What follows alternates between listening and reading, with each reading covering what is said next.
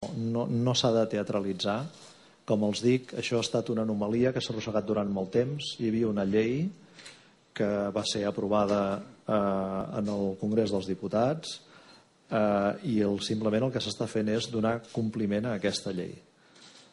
Tot ha trigat molts anys, vostès coneixen els episodis i l'anecdotari que hi ha hagut al voltant, però per tant el que fem, ja els dic, no cal treure'n més conclusions, no, simplement estem fent un acte de justícia i de compliment del que ja preveia la llei. I jo crec que això és una importància més aviat simbòlica, no? És a dir, la biblioteca d'un intel·lectual com Rovira i Virgili, que és una figura de referència a la seva època, doncs dius, bé, per què es va haver d'incautar això, no? Vull dir que això té un valor testimonial de cara a veure la mena de material que va ser incautat.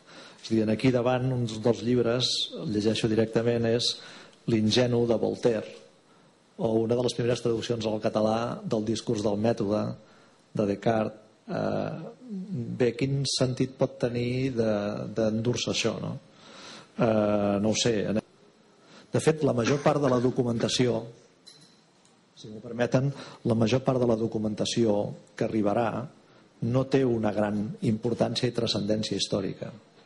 Justament el rellevant és que hagi estat difícil de recuperar, tot i que en general era documentació que a molts efectes era innòcua. És a dir, la sensació de que realment hi va haver un procés d'incautació que no feia gaire discriminacions en això, no?